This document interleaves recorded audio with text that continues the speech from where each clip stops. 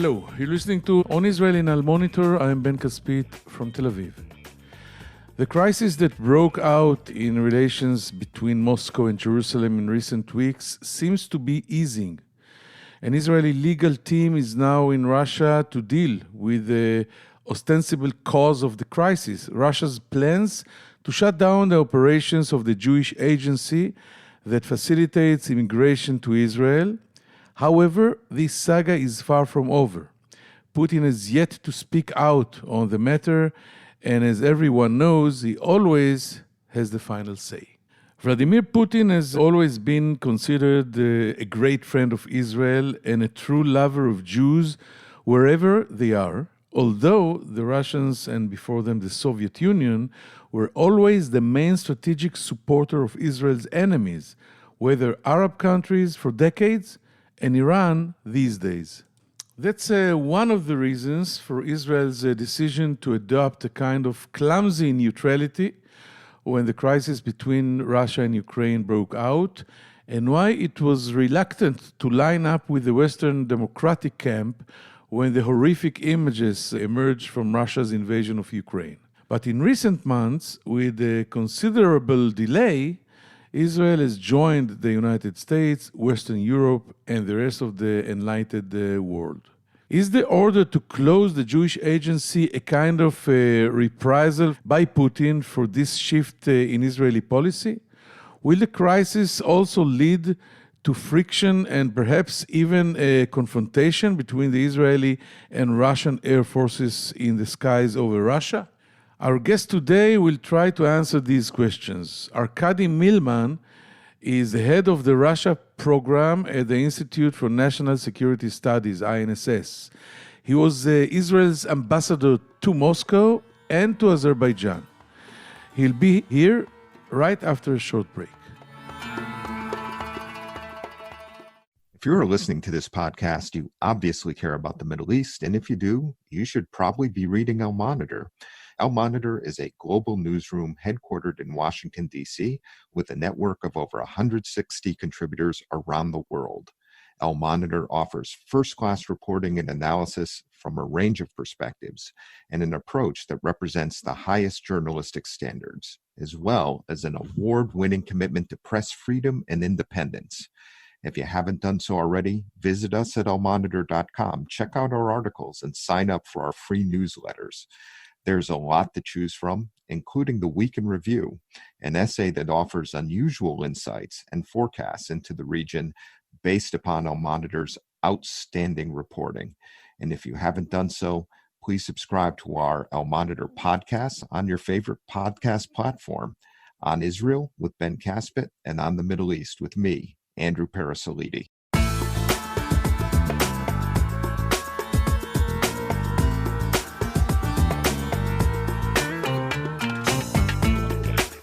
Now I am happy to say hello to Arkady Mil-Man, who is the head of the Russia program at the Institute for National Security Studies in Israel, the INSS.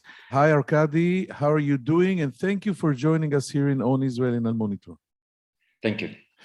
Okay, let's start with the current crisis in Israel-Russia relations around the activities of the Jewish agency in Russia.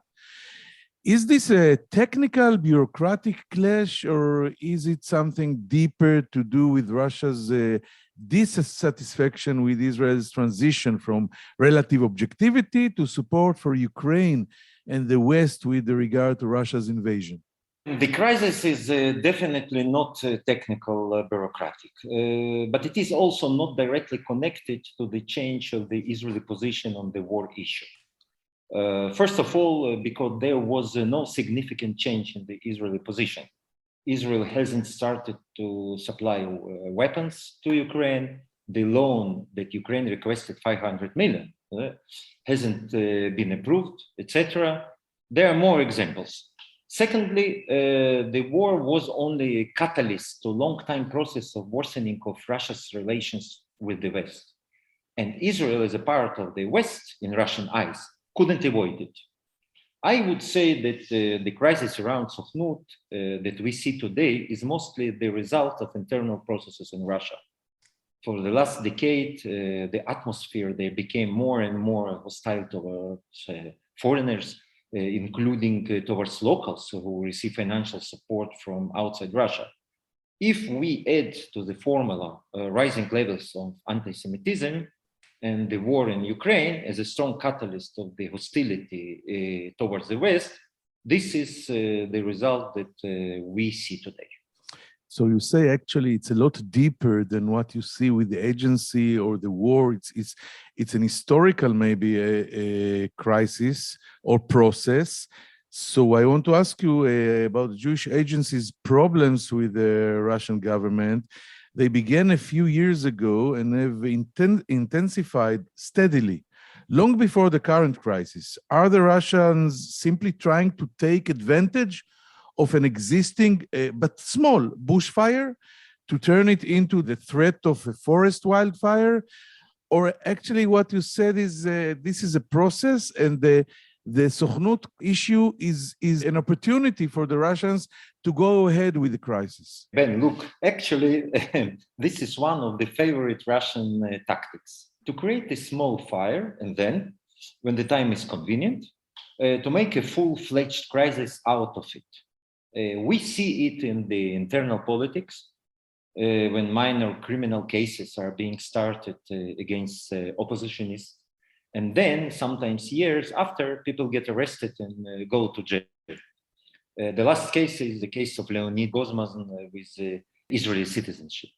We also see it in the Russian foreign policy, for example. Russia occupied Donetsk and Luhansk provinces of Ukraine in 2014. And in 2022, claimed there was a genocide of Russian-speaking populations there and used it as one of the pretexts to invade Ukraine. Coming back to the Sokhnut, in my opinion, yes, of course, Russia can use the same tactics here, but at the moment, and I underscore at the moment, I have to say that I don't see the desire on the Russian side to create a full-scale conflict with Israel.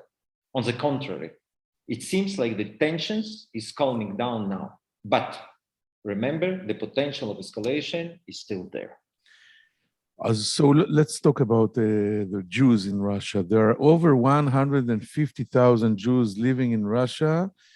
To what extent is the agency's activity there still vital to Israeli interests in terms of aliyah, immigration, relations with Russian Jews, and so on? There are those who believe that the agency has long been an unnecessary organization, the Sokhnut. One of them, by the way, is Russia Arkady, who has served as a liaison between Russia and Israel for decades and was instrumental in the mass immigration of Jews from Russia in the 1990s. What do you think?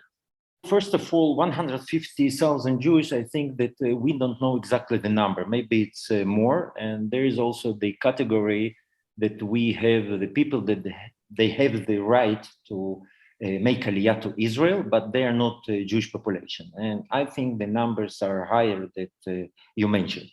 Sokhnut has been doing a very important job in Russia for the last 30 years. It's a fact. And it's important for Israel, and it's important for the local Jewish communities. And it's not only about aliyah, it's also about the connection with Israel, the Jewish identity, Jewish history, tradition, culture, language, Hebrew, and much more. If Sokhnut eventually closes, it will be very difficult to find a replacement to it. Now, you mentioned Russia Arkady. In this regard, I want to say something. This person constantly, in these days and these months, participates in one of the most infamous propagandistic TV shows of Kremlin, side by side with another Jewish person, Vladimir Solovyov, who is now under Western sanctions of EU and the United States. So, in this context, I suggest to be very cautious and rely on his words. So actually you said it's too early to say that the Sokhnut has fulfilled its historic title or job or mission. So let's talk about someone you know very well. I'm talking about President Vladimir Putin. Many claim that he was a special warm place for the Jewish people. You were the one who brought him as president of Russia on a historic visit to Israel in 2006. What can you tell us about his attitude towards the Jews and Israel, the many interests that he is dealing with, etc.? The picture is not one-dimensional. It's very difficult to explain in a few sentences Putin's feelings about Jews and Israel. And you're right. On one hand, during the years of his power, the Jewish community life had flourished, without doubt, any doubt. And so had the relations between Russia and Israel. He's the only Russian leader who visited Israel twice. I correct you, the first visit, historical visit, was in 2005, and the second was in 2012. Okay. On the other hand, vis-a-vis Jewish community, Putin created a very complicated structure of organizations that were favored by him and those that were not. Also, vis-a-vis Israel, not everything was smooth. For example, Russia sold advanced weapons to Syria and Iran in spite of Israeli protests. Also, people in the close circle to Putin, they are both Jews and anti-Semites. His favorite teacher, for example, who taught him German at school, was Jewish. And when she moved to Israel, he ordered to buy her an apartment in Tel Aviv. It's a very nice act from his side. Some of Jewish oligarchs are his cronies and are under sanctions now, and we have to remember it. But the others were persecuted by him. My personal opinion is that he is not an anti-Semite and not anti-Israel. And as a proof, we see that the relations between Israel and Russia were better than Russian relations with some other Western countries. But, and here's the but, we should understand that the situation changed dramatically after Russian invasion to Ukraine. And Putin's breaking off of the relations with the West will inevitably influence the relations between Israel and Russia. In Putin's eyes, we have to remember this. The United States and the NATO are his biggest enemies.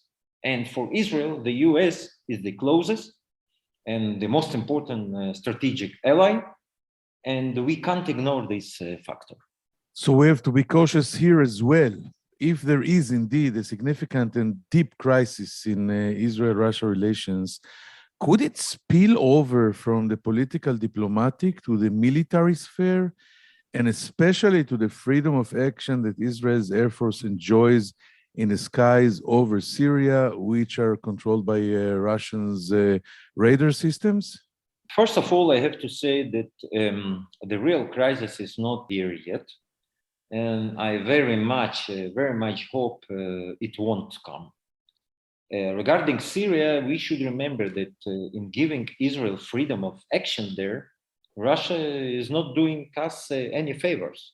It's her strategic interest too, that Iran doesn't develop strong military presence there in Syria. And Putin is happy that Israel is doing the job for him. And still there's, of course, a lot of sensitivity around the Russian military presence in Syria. And in the overall balance of the relations, it's one of the main factors that Israel should consider. Can you explain to us Putin's participation in what is being called in the West the Evil Summit in Tehran, together with President Raisi and Turkish President Erdogan? Should Israel feel threatened by such an event, or is Putin trying to create alternative moves and markets for himself after being cast as a pariah by the West? Okay, I will explain. For Putin, this visit was an opportunity to demonstrate these three countries' partnership against the West, to show to the world and to his domestic audience that Russia is not isolated and that there is international willingness to accept a multipolar world order that is not led by the United States alone. Military cooperation with Iran is another interest of Putin, and we know this, that it was discussed during the meetings. Moreover, during the visit, the draft agreement on strategic cooperation was exchanged, and this draft includes a section on military technical cooperation. This agreement is designed to replace the previous agreement between the two states that expired in 2020. Until the Russian invasion of Ukraine, Russia limited its military cooperation with Iran for fear of Western response. But this constraint no longer exists, and Russia might offer Iran advanced military technologies that until now were beyond its reach. There were also reports that Russia is interested to buy from Iran hundreds of UAVs for use in Ukraine. It's unbelievable. There is a question and also a doubt if Iran has the capacity to produce high numbers of UAVs in a short time. In the Syrian context, there was a joint Iranian-Russian interest to prevent Turkey from launching a new operation in northern Syria. It seems that they haven't succeeded in that. We also know that Tehran officials raised the subject of Israeli attacks in Syria in the conversation with Putin. But eventually, this issue was not included in the final summary of the summit. An agreement between Russia and Iranian oil companies was signed, according to which Russian company Gazprom, a well-known company, will invest $40 billion in the Iranian oil and gas industry. The experts have doubts that the Russian side will have such money to invest, especially with the war in the background. Having said all that, it's important to emphasize that the summit in Tehran reflected only partial conflicts of interests for the three countries, alongside, I will say, continued disagreements, opposing interests, and mutual suspicions. Very interesting. And by the way, it's really unbelievable that the Russians, the superpower, are trying to buy armed UAVs from Tehran. By the way, according to foreign media, Israel just destroyed a few months ago a huge hangar with hundreds of such drones in Tehran. I hope the President Putin is not angry with us because of this. But let's start or try to get into Putin's head. You are one of the Israelis who knows him best, as best as possible. Do you think he regrets the adventure of the invasion of Ukraine? If you could take him back 7 months ago, would he still do it? Is there a chance that at some point he will try to reach a reasonable agreement, declare victory, and return to Moscow? Or is this war with us to stay? It's a difficult question. Yes. I can't say that I know Putin better than any other Israeli, but really I had quite a few hours with him, and so I will try. Putin had several goals that he wanted to reach in the war in Ukraine. To change, first of all, to change the regime in Kiev for a puppet government that he will be able to run. Second, to prevent NATO from expanding east to Ukraine. Third, not to let Ukraine to become a member of European Union. And there are other goals in this war. Objectively looking, he failed in all that.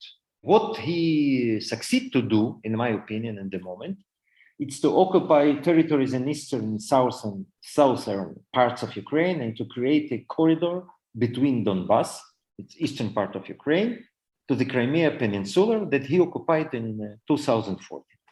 But in my opinion, this achievement is temporary. And why? Because the Ukrainian army is receiving massive weapon supplies from the US and some European countries, and the Ukrainian army is preparing a counterattack. Today, Ukrainians are feeling that if the Western support continues, and it continues, they can win, at least partly. So I don't see a possibility to impose on them an agreement that defines the status quo as it is today. So my estimation would be that the war will continue, at least till the end of the year, if not longer. Regarding your question, if Putin regrets that he started the war, I would suppose that he does not. First of all, I'm not sure if he receives correct and full information about what happens there. the amount of losses, etc. Secondly, it's not in his psychology to regret. He is deeply convinced that he is right and the war was justified and necessary for the Russian national interest. History showed us many nations or armies that invaded Russia and regretted it. We can talk about Napoleon and about the Germans, Yes. but not vice versa. And maybe this is the first time it can happen, although I think you are right. I don't know anything about the Russian type of thinking, but it is not in the Russian psychology or culture to regret such a move. Yeah. And finally, another tough question: if the situation continues to deteriorate, do you think that Putin would resort to the limited use of unconventional weapons, something like tactical nuclear weapons, or in isolated areas, or chemical weapons, if the worst happens? I would be happy to give a negative answer to this question. But I remember, as in February, when the question, will Putin invade Ukraine, was asked, most experts were convinced that he would not. So unfortunately, when we deal with a totalitarian leader whose rationale is not always clear to us, we can't rule out any possibility. Of course, there are some experts that they think that there's a 5 stages activation of nuclear weapon in Russia. So there is the opinion also that the military person that is responsible for this 5-stage activation will not do it. But really, in this situation with this totalitarian leader, we really can't rule out any possibility. But I'm also quite sure that if the West sends Putin a clear and confident message that any nuclear strike will be retaliated with a nuclear strike on Russia, it will be a serious deterrent for him. It's very interesting, very worrying, but fascinating talk. I want to thank you, Arkady Mil-Man, for joining us here in Al Monitor. Thank you very much for this question, for this conversation. We will be right back after this short break. Thank you, Arkady. Toda rabba. Thank you. Thank you very much. I'm Andrew Parasiliti, president of the award-winning media news site Al Monitor, where we cover the Middle East with some of the best reporters and columnists anywhere. And I'm excited to announce our new podcast, On the Middle East, where each week I will interview newsmakers from the U.S. and the region about the latest news and trends with additional commentary from our on-the-ground correspondents. Those of you who follow the region know that what happens in the Middle East doesn't stay in the Middle East. And to cite another great movie line, every time the U.S. tries to get out, the region pulls us back. Your time is valuable, so let me promise you this. You will learn something and you will never be bored, because each week we'll be talking with and listening to those leaders who are making the news and shaping the trends in this critical and fascinating region. So please subscribe to On the Middle East with me, Andrew Parasiliti.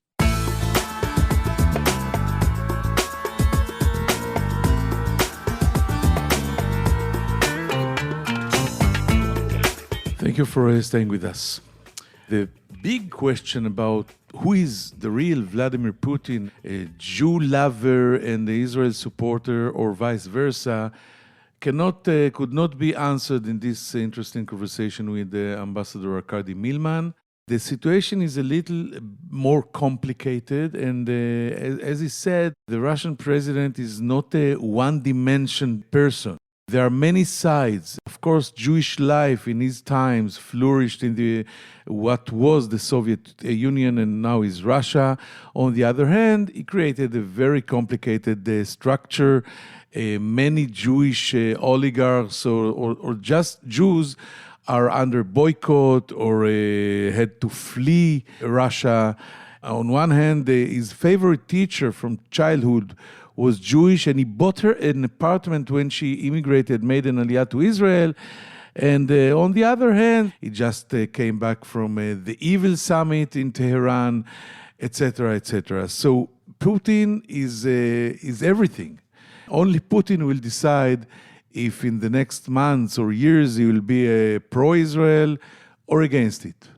An interesting analysis by Ambassador Mil-Man was that Vladimir Putin is not anti-Semite, of course, and also not such a Jew lover, but the situation changed dramatically in recent weeks or months after the invasion of Russia to the Ukraine, when he found NATO and the United States as his worst enemies on the other side, and Israel now is lining with them.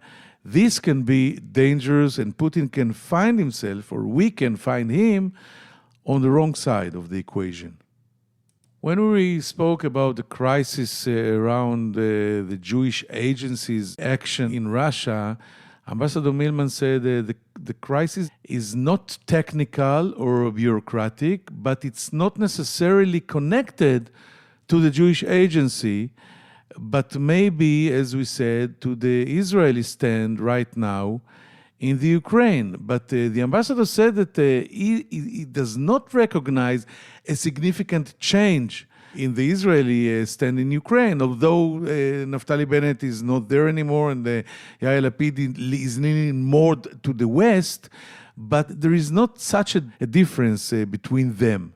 What Mil-Man said is that the crisis is maybe a result of a long internal process in Russia that took it far from the West, from democracy, many things that happened in a period of 1, 2, or 4 years and brought us to the place where we are now.